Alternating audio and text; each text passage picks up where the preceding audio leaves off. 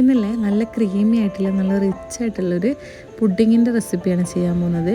എന്തായാലും ഉണ്ടാക്കി നോക്കണം. കുട്ടികൾക്കും വലിയവർക്കൊക്കെ ഒരുപാട് ഇഷ്ടമാവും. എന്തായാലും ട്രൈ ചെയ്ത് നോക്കുക. അപ്പോൾ വേഗം തന്നെ റെസിപ്പിയിലേക്ക് പോവാം. ആദ്യം തന്നെ ഒരു മിക്സിൻ്റെ ജാറിലേക്ക് പഞ്ചസാരയും പാൽപ്പൊടിയും ഒരു 3 പാക്കറ്റ് പാൽപ്പൊടി എടുത്തിട്ടുണ്ട്. 10 രൂപേൻ്റെ പാൽപ്പൊടിയാണ്. അത് 3 പാക്കറ്റും പഞ്ചസാരയിലേക്ക് ഇട്ട് കൊടുക്കാം. നല്ല പോലെ തന്നെ ഒന്ന് പൊടിച്ചെടുക്കുക. ഇതേപോലെ നല്ല ഫൈനായിട്ട് പൊടിച്ചെടുക്കണം. ഇനി ഒരു പാൻ എടുത്തിട്ട് ഒരു പീസ് ബട്ടർ ഇട്ട് കൊടുക്കുക. ഫ്ലെയിം കുറച്ച് വെച്ചിട്ട് കുറച്ച് വെർമസെല്ലയും കൂടി ആഡ് ചെയ്ത് കൊടുക്കുക. ഈ ഒരു കുഞ്ഞ് വെർമസെല്ലി തന്നെ എടുക്കണം കേട്ടോ. പിന്നെ ഇതിലേക്ക് നമ്മൾ കുറച്ച് നട്ട്സ് ഇട്ട് കൊടുത്തിട്ടുണ്ട്.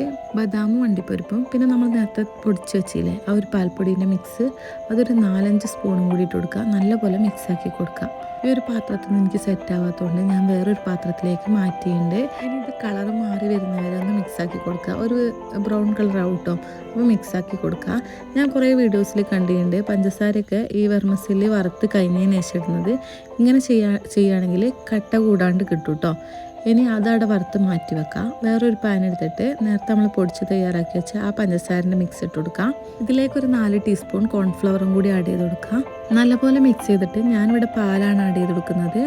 എന്നിട്ട് കട്ടല്ലാണ്ട് മിക്സാക്കി എടുക്കുകയാണ് ചെയ്യുന്നത്. ഇനി ഇതിൻ്റെ പകരം വെള്ളം ഒഴിച്ച് കൊടുക്കുക. എന്നിട്ട് അടുപ്പിൽ വെച്ച് കുറുക്കി എടുക്കുകയാണെങ്കിൽ നമ്മൾ മിൽക്ക് മെയ്ഡ് റെഡിയായി കിട്ടും. ഞാൻ ഇതിനും കൂടി വേണ്ടിയിട്ട് പാലൊഴിക്കുന്നതെന്നുള്ളൂ. അപ്പോൾ എന്താ ചൂടായിട്ടും ഒന്ന് കുറുക്കി വരാത്തതുകൊണ്ട് ഞാൻ 1 ടീസ്പൂണും കൂടി കോൺഫ്ലവർ ആഡ് ചെയ്തിട്ടുണ്ട്. കലക്കിയിട്ട് തന്നെ വെച്ചെടുക്കണം, അല്ലെങ്കിൽ കട്ട പിടിക്കും. അപ്പോൾ അത് നല്ല തിള വന്നാൽ നമ്മൾ മിൽക്ക് മെയ്ഡ് റെഡി ആയിട്ടുണ്ട്. ഞാൻ പറഞ്ഞില്ല കുറേ ദിവസം സൂക്ഷിച്ച് വെക്കുകയാണെങ്കിൽ വെള്ളം ഒഴിച്ച് കൊടുത്താൽ മതി. ഞാൻ കുറച്ചെടുത്ത് മാറ്റുന്നുണ്ട് വേറെ ആവശ്യത്തിന് വേണ്ടിയിട്ടാട്ടോ. ഇതിലേക്കല്ല, വേറെ ആവശ്യത്തിന് വേണ്ടിയിട്ടാണ്. എന്നിട്ട് കുറച്ചും കൂടി പാൽ ആഡ് ചെയ്ത് കൊടുക്കുന്നുണ്ട്. ഫ്രഷ് ക്രീമും കൂടി ആഡ് ചെയ്യുന്നുണ്ട്. പിന്നെ 1 ടീസ്പൂണോളം കോൺഫ്ലവറും കൂടി കലക്കി വയ്ക്കുന്നുണ്ട്. ഇനി ഫ്ലെയിം ഓഫ് ആക്കിയിട്ട് അതവിടെ മാറ്റി വെക്കാം. നല്ല ക്രീമി ആയിട്ട് വന്നിട്ടുണ്ട് കേട്ടോ. ഇനി നമുക്കിതൊന്ന് സെറ്റാക്കി എടുക്കാം. നേരത്തെ തയ്യാറാക്കി വെച്ച ആ വെർമസെല്ലി ഇട്ട് കൊടുക്കുക. ഒന്ന് സെറ്റാക്കുക. കൈ കൊണ്ടൊക്കെ ഒന്ന് പ്രസ് ചെയ്ത് കൊടുക്കുക. പിന്നെ നമ്മൾ ആ ക്രീമില്ലേ അതും കൂടി വെച്ച് കൊടുക്കുക. ഞാൻ ഈ ചെയ്ത എല്ലാ സ്റ്റെപ്പും ചെയ്താൽ നല്ല ക്രീമി ആയിട്ടുള്ള ഒരു ഡെസേർട്ട് തന്നെ കിട്ടും കേട്ടോ. പിന്നെ അതിൻ്റെ മേലെ ക്രീമിൻ്റെ മേലെ പിന്നെയും കുറച്ചുകൂടി വെർമസെല്ലി ഇട്ട് കൊടുക്കുക. സെറ്റാക്കി കൊടുക്കുക. ഫ്രിഡ്ജിൽ വെച്ച് തണുപ്പിച്ച് കഴിക്കാം. നല്ല ടേസ്റ്റ് തന്നെയാണ്. എന്തായാലും ട്രൈ ചെയ്ത് നോക്കണം.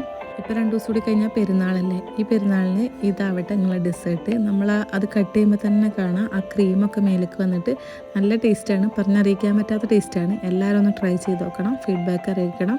പുതിയൊരു വീഡിയോ ആയിട്ട് പിന്നെ കാണാം. പിന്നെ വീഡിയോ ഇഷ്ടപ്പെട്ടിട്ടുണ്ടെങ്കിൽ സപ്പോർട്ട് ചെയ്യാൻ മറക്കണ്ട.